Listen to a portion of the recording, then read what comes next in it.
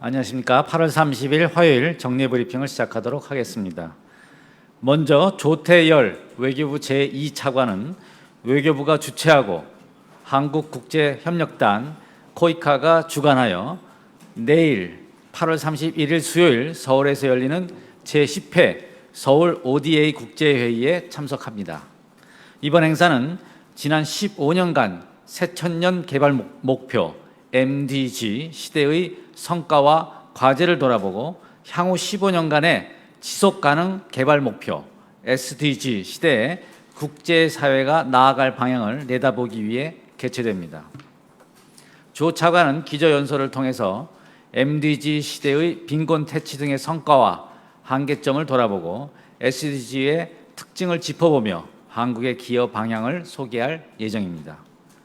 다음으로 김형진 외교부 차관보는 8월 30일 화요일 오늘 외교부에서 팔라 무스타파 바키르 이라크 쿠르드 지방정부 대외관계 장관을 면담할 예정입니다. 동면담 시 정무관계 그리고 고위급 인사교류, 경제 및 개발협력, 지역정세에 대해 협의할 예정입니다.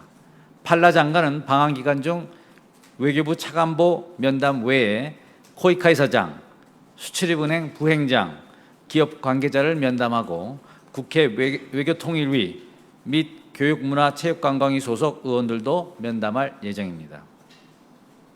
한편 임성남 외교부 제1차관은 8월 30일 화요일 오늘 오후 지난 24일 이탈리아 중부 지방에서 발생한 지진 피해 관련 주한 이탈리아 대사관을 방문하여 조문할 예정입니다. 우리 정부는 박근혜 대통령과 윤병세 외교장관 명의의 위로전을 발송하고 외교부 대변인 성명을 통해 이탈리아 정부와 국민들에게 심심한 애도와 위로를 표명한 바 있습니다. 또한 조태열 외교부 제2차관은 지난 8월 24일 고 발터쉘 독일 전 연방 대통령의 서거와 관련 8월 30일 화요일 오늘 오전 우리 정부를 대표하여 주한 독일 대사관을 방문해서 조의를 표하였습니다. 발터쉘 전 대통령은 구서독의 외교장관과 연방 대통령을 각각 역임하였으며 독일 정치 역사의 위대한 인물 중 하나로 평가받고 있습니다. 이상입니다. 그럼 질문을 받도록 하겠습니다.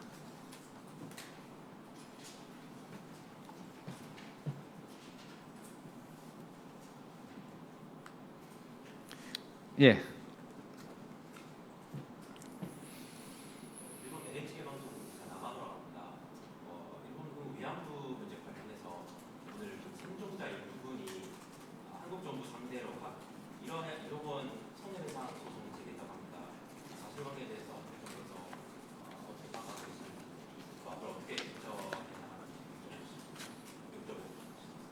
네, 제가 아직 그 언론 보도를 접하지 못했습니다.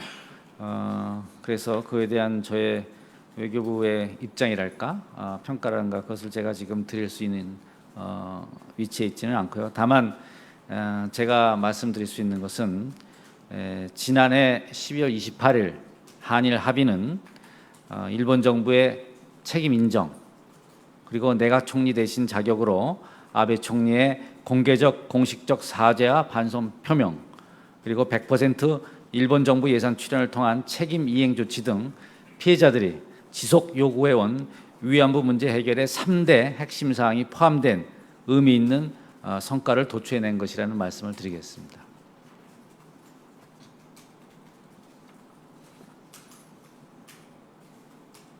네. 예, 중앙일보 유지혜 기자입니다. 그 국회를 중심으로 해서 핵 잠수함 도입 논의가 좀 이뤄지고 있는데요. 우리 한미 원자력 협정상 우리가 미국산 우라늄을 20% 미만으로 전홍축하려고 할 때는 이제 일정한 절차를 따라서 협의할 수 있다 이렇게 규정하고 있거든요. 그래서 핵 잠수함 도입에서 이 규정을 좀 어떻게 해석할 수 있고 가능하다고 좀 보시는지 궁금합니다. 네. 동권과 관련해서 많은 언론 보도가 있는 것으로 알고 있습니다. 그러나 제가 이 자리에서 말씀드릴 수 있는 것은 현재까지 어떤 것도 결정된 바 없는 것으로 알고 있습니다.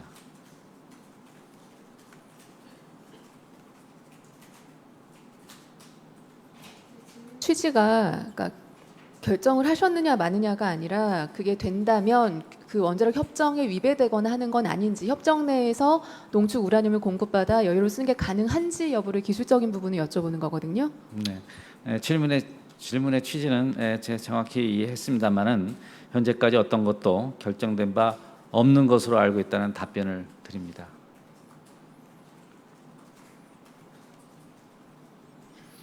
여타 질문이 없으신 것 같습니다. 오늘은.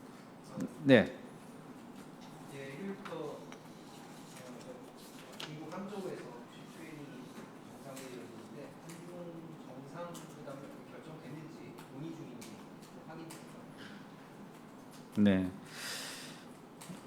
윤 장관께서 언급하신 바도 있습니다만 통상적으로 다자 회의가 있게 되면 양자 접촉이나 회담 가능성이 상당히 있습니다. 관련해서 G20 그리고 아세안 관련 정상회의 계기에 참석 국가들과 별도로 개최하는 양자 회담은 현재 검토 중에 있습니다. 앞으로 확정되는 대로 관련 내용을 알려드릴 예정입니다.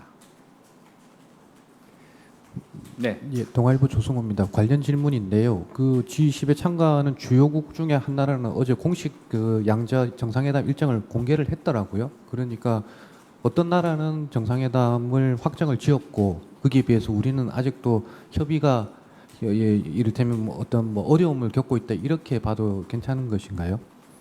그렇게 해석하시기보다는 현재 검토 중에 있고 확정되면 알려드리겠습니다. 네.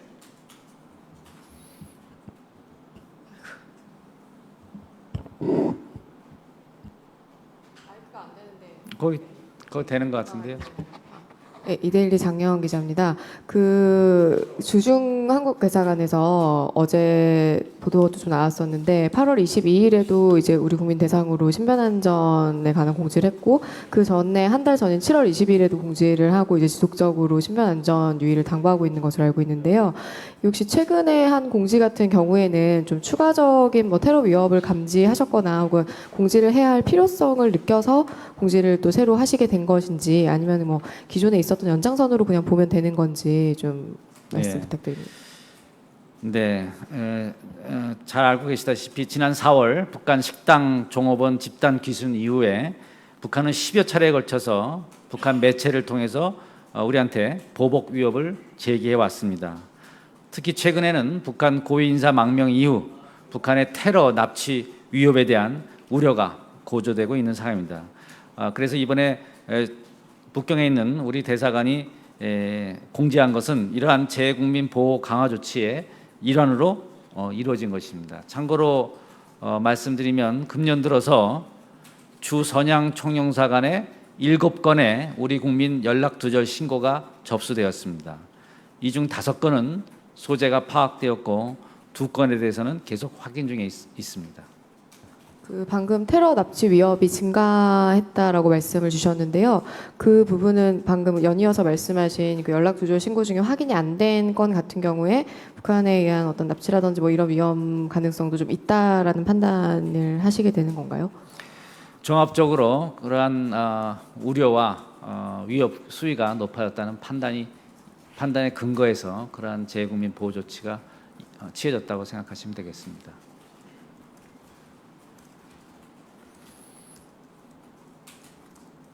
네, 감사합니다. 오늘 브리핑 여기서 마치도록 하겠습니다. 감사합니다.